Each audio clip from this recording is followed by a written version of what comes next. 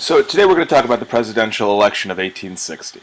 And this is one of the most amazing elections in American history because this is the first time you have four major candidates all running from different parties. And the idea of this election is focused on slavery and compromise. So if we start out with our first contestant in this presidential election, we need to look at John Bell, because John Bell truly was the first candidate who really emulated the old world. He was a representative of Tennessee in the 7th District for several years. He had served as Speaker of the House, well-respected senator from Tennessee.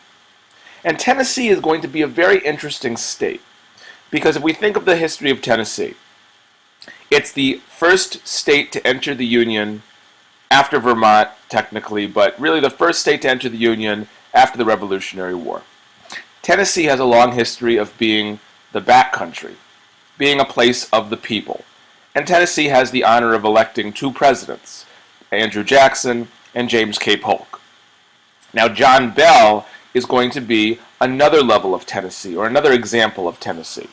He's going to follow in the grand tradition of Henry Clay. He's going to be a compromise centrist. And as a result, John Bell is not really connected to one party over another. He starts off his career as a Democrat, strongly supporting Andrew Jackson from his home state of Tennessee, but then soon changes to a Whig because he believes that Andrew Jackson's fight against the bank is wrong. Now, soon after the dissolving of the Whig Party, John Bell finds his favor in the American Party, the Know-Nothings, because he is anti-slavery. He does believe in an America for Americans, the white person's party. But as we get closer to the election of 1860, John Bell and many American Party members realize that we're headed towards civil war. So John Bell and others like John J. Crittenden of Kentucky and other Henry Clay supporters form a new party known as the Constitutional Union. And this party is going to be different than every other major American party because it's going to be completely a centrist party. It's going to accept Democrats, it's going to accept ex-Whigs, it's going to look to recruit Republicans who don't want to go to war. And their mission is to try to preserve the Union with the unfortunate element of keeping slavery valid in the places where it currently exists. So people like John Bell are going to be demonized by abolitionists, saying they're sellouts, that they're giving in to the temptation of the South, that if we keep slavery, then the South will truly control the government forever.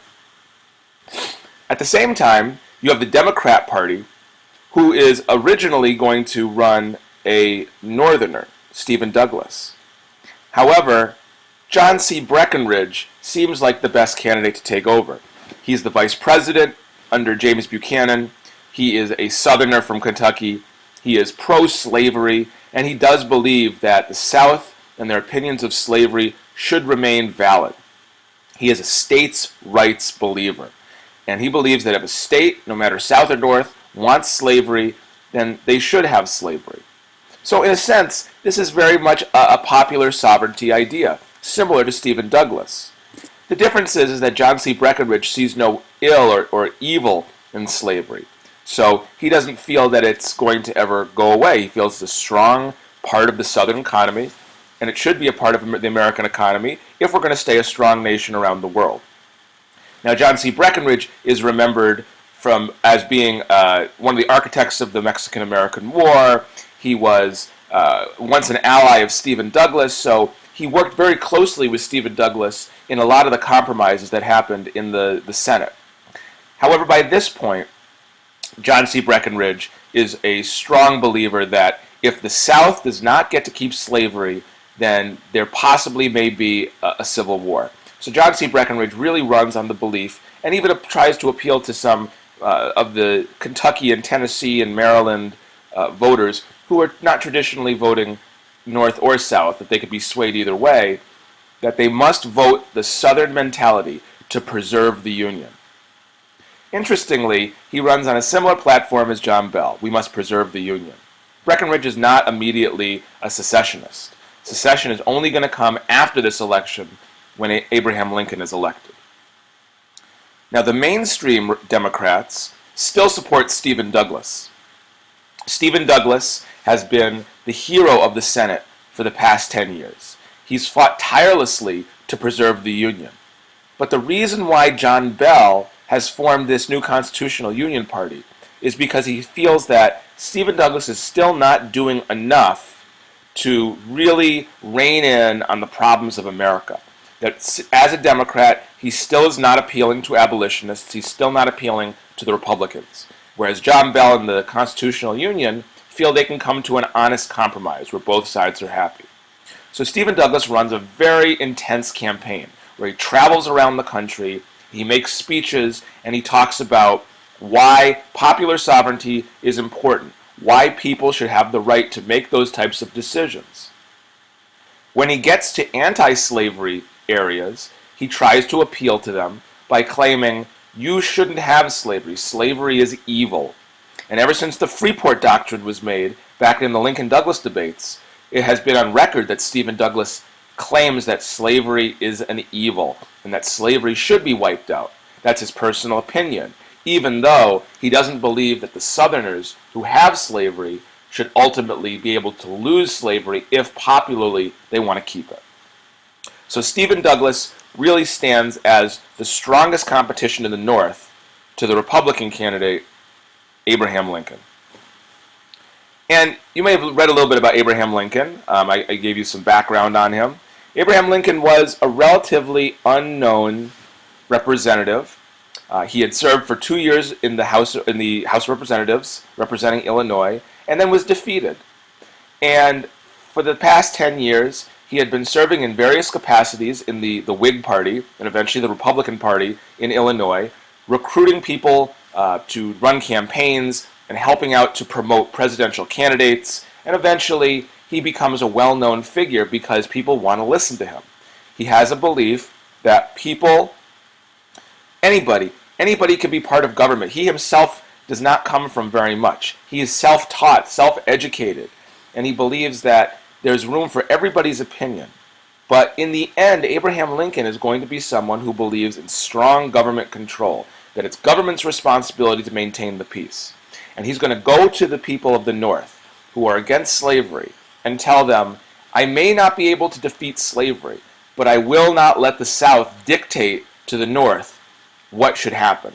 So Abraham Lincoln may not be initially fighting against slavery, but he definitely is fighting for a true balance. And he's the only candidate that many Northerners feel can actually stand up to the South, who's gaining in power, who has taken over the government, who has pretty much manipulated the past two presidents, Franklin Pierce and James Buchanan. The North does not feel recognized as having power in the government. And by electing Abraham Lincoln, they feel they'll bring the country back to a stability where slavery will be stopped and new states will hopefully be closed off to slavery. And Abraham Lincoln and other Republicans, their opinion is that slavery will eventually die off. Now, when we actually look at the presidential map, we can see that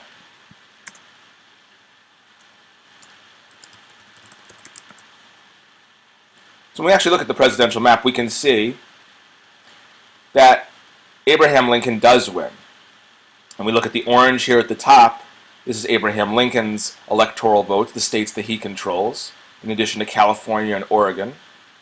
We can see here in green, these are the constitutional Union states, Virginia, Kentucky, Tennessee. Makes sense, they are the centrally located states who happen to have a lot of ex-Whigs and a lot of Democrats who may not be for slavery. In the South, Breckinridge takes the majority of slave states, besides Virginia, Tennessee, and Kentucky. And then Missouri is the only state besides part of New Jersey over here that is taken by Douglas. But realize these are electoral votes. So this is who won the majority in the state. If you look closer at a more broad-based electoral map, you'll see that Stephen Douglas had votes all throughout the North. He controlled pretty much the entire southern Illinois, Indiana, Ohio vote. He took much of Pennsylvania. And in these fusion tickets, which were the tickets where they combined everybody who didn't like Abraham Lincoln, he won half the electoral votes in New Jersey. And if you look at a map of New York, Stephen Douglas, pretty much through this fusion party, took the entire metro area of New York, heavily immigrant, and realized the Republicans at this time, following in the American Party, were anti-immigrant. So making a broad-based opinion of the election of 1860, we look at Lincoln. Lincoln had 1,865,000 roughly votes, compared to Douglas's 1,382,000 votes. Lincoln had about 40% of the popular vote across the entire United States. But based on the division of electoral votes, he had 180. So he was able to win this election by gaining the states that had the majority of the population, even though he didn't have the majority of the population. In a state like New York, he won only about 52% of the vote. And New York being the biggest state, the other 48% went to Douglas. So even though we look at a state like New York and say, you may call this a Republican state, half of the state was not in favor of Lincoln. And Lincoln would always be trying to get these Northerners, these Northern Democrats, who would eventually be known as Copperheads, who were against the war, who were in favor of new candidates, people like Stephen Douglas, to stop the war against the South. He would always have to be aware of these people, that they were trying to pull him from power. In the South, those that voted for Breckinridge believed that Lincoln's victory would lead to disaster. This begins the unraveling of the United States. And the Constitutional Unionists, although they put up a good fight and Bell made great points, the Constitutional Unionists, after John J. Crittenden's compromise fails, will also find that there is no way to save the Union. And some Constitutional Unionists will join on the side of the North and protect the Union, and some will join on the side of the South and secede with the new Confederate States. But in all, Lincoln did not have a decisive victory. Lincoln gained only a mere 40% of the vote, divided between 4 candidates. This would be an election where people would have to make a choice. Are they willing to accept a candidate they don't necessarily love because it's a better choice than the other 3?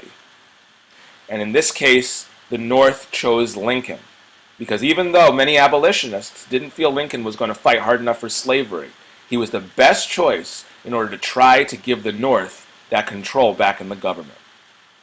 Stephen Douglas would die a few years later, without a victory as president, leaving a huge impact, though, on the United States, that the Northern Democrats should ally with the Republicans, because slavery in the end is an evil, and to unite with the South would say that slavery should be valid. And it would be only a matter of time that if slavery won, the Northern Democrats would also lose their power in Congress to the Southern Democrats. So as a result, the North Democrats and the South Democrats will divide and will not reunite until after the Civil War. The Constitutional Union Party will also fizzle out as it's divided between North and South. And the Republicans will become the dominant party of the Union. By 1861, the United States will be no more, as a division between South and North will engage the beginning of the Civil War.